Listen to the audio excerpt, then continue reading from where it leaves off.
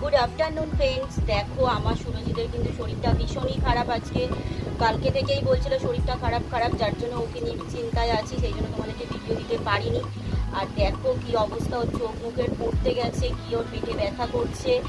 আর তারপরেও পটিও করেছে 2-3 বার, খুবই পেটে ব্যথা করছে। সকাল থেকে মুড়ি আর জল খেয়েছে, মুড়ি বাতাসার জল, আর এখন এই দেখো এই যে নুন চিনির জল করে দিয়েছি, এটাই খাবে। কিন্তু ও চাইছে বিকাই পরোটা অনেক কিছু খেতে, কিন্তু কি করবে, ওর শরীর ঠিক নেই। ওর মামাও রেগে গেছে যার জন্য যে শরীর ঠিক হোক তুই সব খাবি, তাও ও বায়না করছে। বাচ্চা তো, শোনো ওর মুখে ওর শরীরটা কেমন আছে। শরীরটা খুবই খারাপ, তাও ওদের বড় করে ইচ্ছা হচ্ছে খেতে পারবো না। শরীরটা খারাপ হলে তাহলে আমি ওদের বড় খেয়ে দিতাম। ওর সামনে স্কুল খুলবে, অনেক পড়া দিয়েছে, সেই পড়াগুলো তো তৈরি করতে হবে। ও যদি সুস্থ না থাকে কি করে পড়া তৈরি করবে বলো।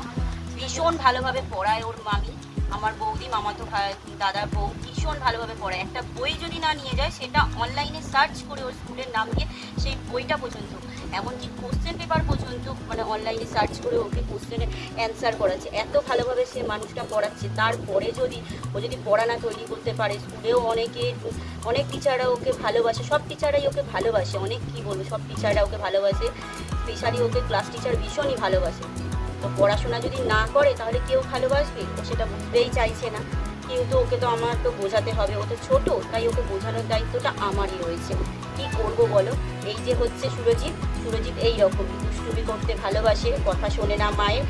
ঠিক দেখো পেটটা গরম হবে না কেন, ঠিক কটা বাজে, 4:15 থেকে 20 বাজবে, ও তার মধ্যে চলে যেতে চাইবে খেলতে। ওকে যত বলি তুই 4:30, 4:45টার পরে ঘর থেকে তো বেরা। কি করবো, আমার মা বলেছে কি 5:30টার মধ্যেই আসতে হবে। ও কি দাঁড়া, ও কিন্তু কোনোদিনও 5:30টার মধ্যে ঘরে আসে না। ও কিন্তু প্রতিটা দিন কিন্তু 6টা 5-6 ঘরে ঢোকে, খুব বেশি হলে 5:55-56তে ঘরে ঢোকে। কোনোদিনও বলতে পারবে বল তুই? একদিন আমি ঢুকেছিলাম 5:46-এ, একদিন আমি ঢুকেছিলাম 5:46-এ। ওই একদিনই কিন্তু ঢুকেছিল। তাও দেখো কিরকম মিথ্যে কথা বলছে, একদিনই কিন্তু ঢুকেছিল, বেশি দিন কিন্তু না। ওর শরীরটা খারাপ, আজকে যথেষ্ট ওকে ঠিকঠাকভাবে রাখতে হবে, কারণ ও যদি এরকম অসুস্থ হয়ে পড়ে, 10 তারিখ থেকে স্কুল খুলছে, নইলে ও স্কুলে যেতে পারবে না, বন্ধু বান্ধবদের সাথে দেখাও হবে না। ও বুঝতেই চাইছে না, এতদিন দেখা হয়নি বন্ধুদের সাথে, এখন আর দেখা হবে না।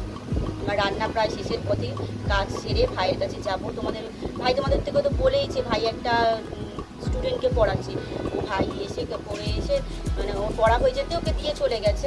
আর এবারে আমি যাবো ওর কাছে খাবারগুলো দিয়ে আসবো, কারণ ও পড়িয়ে আসতে আসতে অনেকটা দেরি হয়ে যাবে, 1:30 বেজে যাবে, আবার ওখান থেকে এসে আসবে, ওই জন্য আমি দিয়ে আসবো খাবারটা। চলো, আজ ছিল এইটুখানি ভিডিওটা, আমি পুরো লাইভ ভয়েস দিলাম তোমাদেরকে।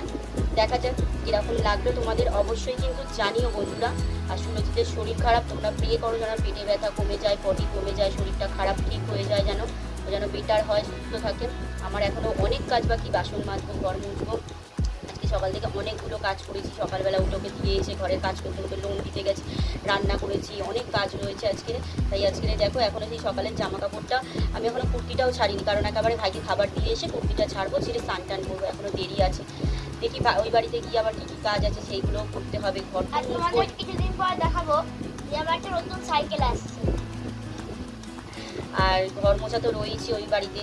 ফুলগুলো দেখাতে পারিনি, আমার ভাই কি সুন্দর নার্সারি তৈরি করেছে একটা, আজকে ফুলগুলো ফটিয়ে নি, ঠিক মতন দেখাতেই পারিনি। চলো টাটা বন্ধুরা।